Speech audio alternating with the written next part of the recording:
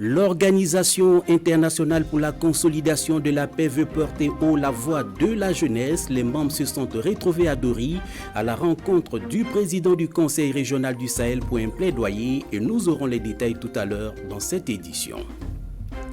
Dans cette édition également, nous irons à Kaya où les déplacés internes reçoivent la visite du collectif des Amis du Faso, un collectif venu les bras chargés pour soulager les peines de ces personnes en détresse.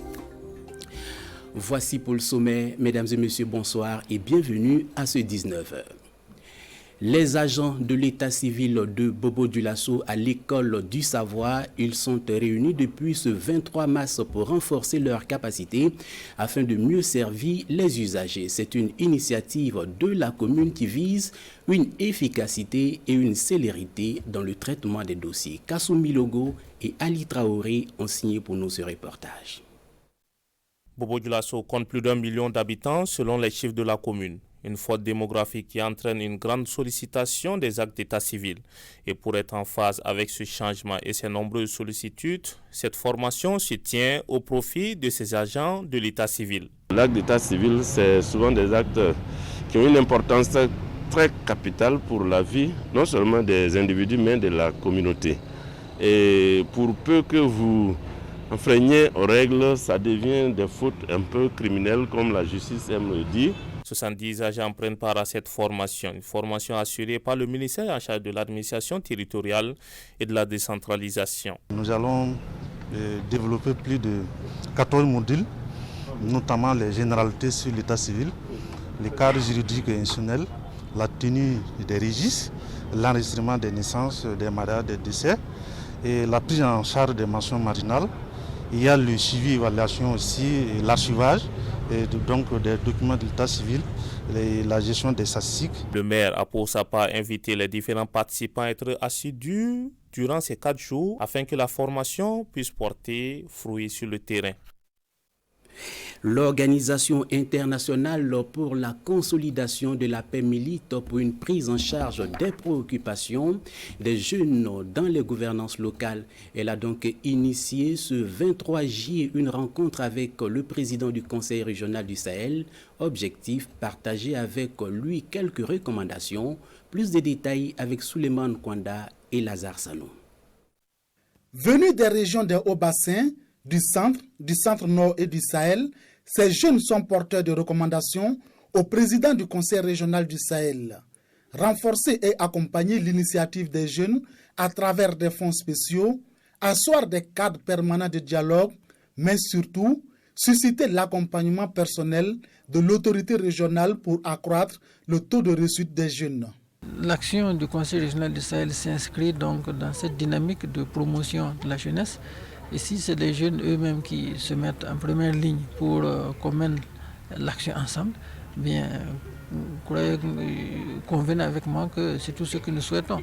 Des échanges à bâtons rompus, 2 heures durant, qui auront porté fruit. Les jeunes ont pu vraiment échanger à bâtons rompus avec le premier responsable du conseil régional et vraiment partager aussi les préoccupations, notamment l'implication effective des jeunes dans le cadre du dialogue au niveau de la région du Sahel, notamment au niveau du conseil régional, à travers les sessions publiques qui sont ouvertes. Il faut que les jeunes soient plus présents, que les préoccupations soient prises en compte. Au Burkina Faso, Interpeace intervient depuis 2019 et conduit diverses initiatives allant dans le sens de la consolidation de la paix.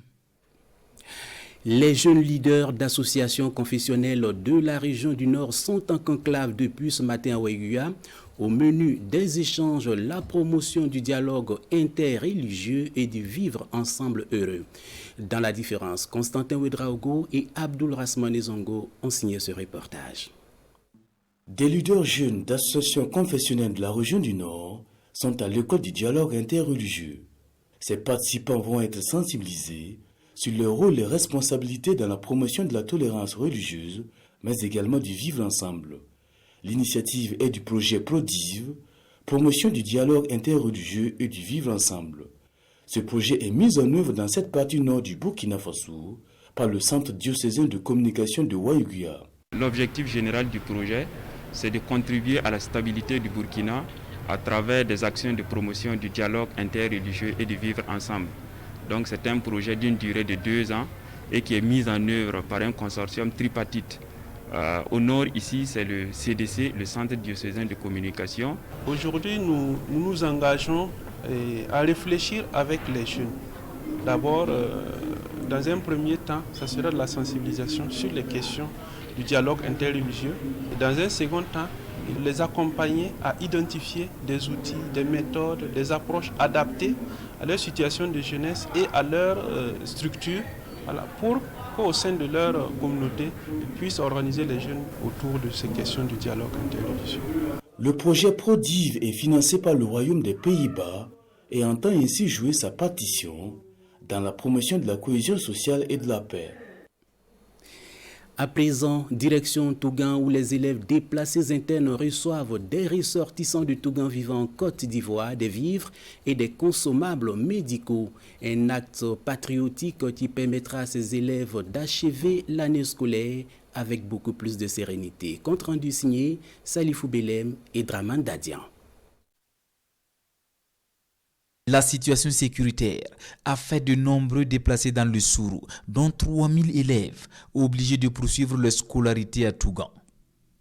L'association des ressortissants de Tougan, résidant en Côte d'Ivoire, leur rend visite, les met chargés de consommables médicaux, des vêtements, 1,5 tonne de vivres, essentiellement du riz et des huiles alimentaires. Nous tenons à les remercier infiniment, nos frères qui sont en Côte d'Ivoire, de penser à leurs frères qui sont ici à Tougan pour une question d'insécurité. Sinon, actuellement, la situation est difficile. Ce qu'on a fait, c'est symbolique pour venir aider nos jeunes frères qui souffrent réellement en Tougan. Donc j'invite toute la population qui sont à l'extérieur, que ce soit en Côte d'Ivoire, que ce soit aux États-Unis, partout dans le monde, vraiment de venir aider les élèves qui souffrent en Côte d'Ivoire. La valeur de ce don importe peu. Seul le geste compte, selon l'autorité communale, qui continue de plaider en faveur des déplacés internes. Vu le nombre effectivement de déplacés que nous avons, on peut croire que ce qu'ils ont amené, c'est insignifiant, mais c'est le geste qui est en tout cas important. Et nous osons croire que d'autres frères et filles de la commune emboîteront leurs pas. Sur les 8 communes que compte la province du Sourou, 5 ont dû fermer leurs écoles pour cause de terrorisme. Restons toujours avec les déplacés internes, mais cette fois destination Kaya, une journée de partage et de communion avec les personnes déplacées de la ville a été organisée par le collectif des Amis du Faso le 20 mars dernier. Au-delà du partage, le collectif dit venir s'imprégner des conditions de vie de ces personnes en détresse. C'est ce que nous rapportent Pascal Tabsoba et Jacques Ouedraogo. C'est une journée de partage et de communion avec les personnes déplacées internes des Kaya. Le collectif des Amis du Faso est venu s'imprégner des conditions de vie de ces personnes en détresse et leur témoigner sa solidarité. La paix que nous souhaitons, si la paix revient, ils vont retourner chez eux. Alors on risque de retrouver victimes et bourreaux. Et ça va encore engendrer des besoins de vengeance, donc des conflits. Donc on est venu les demander de cultiver en eux le pardon, la tolérance, de faire en sorte que vraiment ils puissent avoir une cohésion sociale, une réconciliation entre eux, pour qu'ils puissent vivre en harmonie dans leur milieu. Tous pour la cohésion sociale, vivre ensemble comme avant, soyons tolérants, tels sont des messages véhiculés à l'endroit de ces hommes et femmes. Des messages expliqués ici par le communicateur du jour. Dans ce processus-là de cohésion sociale, de renforcement de la cohésion sociale et de la réconciliation nationale, il faudrait que l'on songe d'abord qu'il faut que les communautés se réconcilient entre elles, ensuite que les gouvernants puissent se réconcilier avec les communautés à la base, qu'une réconciliation, que l'on pense qu'une réconciliation ne saurait se faire sans une implication effective de l'institution traditionnelle et coutumière, mais aussi que la réconciliation doit être au niveau du cœur. Après Wayouia et Kaya, le collectif des Amis du Faso compte toucher d'autres localités du Burkina Faso, toujours avec le même slogan, le pardon et la tolérance. Au terme des échanges, le collectif a fait don de vivres aux déplacés internes de la commune de Kaya. À Béguedo, l'heure est au 8 mars et les femmes de la localité se sont retrouvées le samedi dernier pour marquer en différé cette journée. Au-delà des activités ludiques, les femmes de Béguedo réfléchissent sur les pistes de financement pour booster les activités génératrices de revenus. Plus de précisions avec Tanga Kafando. Les femmes de la commune de Béguedo présentent les produits de leur activité principale, la maraîchère-culture, à ce défilé organisé à l'occasion du 8 mars en différé. Une journée pour magnifier les efforts de la femme, mais aussi pour échanger sur la problématique du financement de leurs activités génératrices de revenus. On demande au gouvernement si les femmes de Béguedo peuvent avoir beaucoup de microfinances là pour pouvoir faire les activités avec. Une doléance bien notée par les autorités administratives et politiques qui ont tenu à rester aux côtés de ces femmes à cette journée. Les femmes dans la commune de Béguedo ont bénéficié de beaucoup de crédits pour mener les activités génératrices de revenus. Voilà, et nous continuons à faire le plaidoyer au niveau de l'État pour toujours accompagner les femmes à réaliser leurs projets. Le gouvernement a mis en place un certain nombre de mécanismes d'octroi de crédits aux femmes. Ici à Béguedo, je crois qu'au niveau de la coordination communale, les femmes se sont organisées pour effectivement faciliter le montage des projets allant dans ce sens. En attendant de trouver satisfaction aux doléances posées par les femmes, ce sont des messages d'encouragement et d'appel à la cohésion et à la solidarité qui ont été lancés. Dans toute communauté, il y a forcément des difficultés et le message était qu'elles travaillent de manière soudée, main dans la main, auprès de leurs délégués, de leurs élus, de leurs représentants, pour pouvoir aller de l'avant. Le 8 mars, en différé à Béguedo, ce sont également des activités sportives dont la course cycliste et les 5 premières femmes à l'arrivée ont reçu des récompenses. Les organisateurs de la 12e édition du tournoi des jeunes lutteurs de la boucle du Mouhoun ont rencontré les hommes de médias à Ouagadougou. Il s'est agi pour les organisateurs de déballer le programme de ce rendez-vous sportif et culturel et surtout de mettre un point d'honneur sur les innovations majeures. Lassine Ouattara et bienvenue Taonsa nous font le point de cette conférence de presse.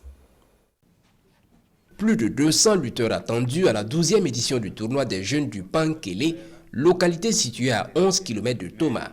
Une activité prévue se tenir les 26 et 27 mars prochains. L'initiative est de l'association Kongoma qui, face à la presse, décline le programme d'activité. Ces anciens lutteurs se sont dit, bon, au soir de leur retraite dans l'arène, qu'est-ce qu'il faut faire pour faire en sorte qu'on ne dise pas que le petit du Buffalo commence à ramper, parce que le buffalo ne peut pas courir pour que son petit rampe. Donc ils se sont dit il faut créer une structure qui va être une sorte de courroie de transmission, voilà, de leur savoir-faire, de leur talent à la jeune génération.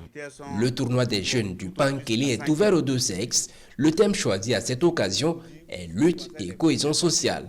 Pour Ruffin Paré et ses camarades, cette édition va connaître une particularité. Cette particularité, c'est que nous serons dans une arène nouvellement construite. Nous allons collecter des fonds pour soutenir les déplacés internes. Et nous avons l'accompagnement de Sa Majesté le Mougouanawa Baogo, qui pour nous est un signal fort pour dire que la lutte, c'est le sport authentiquement africain. C'est un fond important de notre culture, en plus d'être une discipline sportive.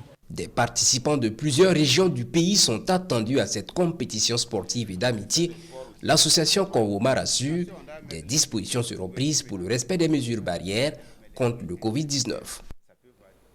Voilà, on s'arrête ici pour cette édition. Merci à vous d'être restés avec nous. Pour ma part, je vous retrouve demain même heure. Bonsoir.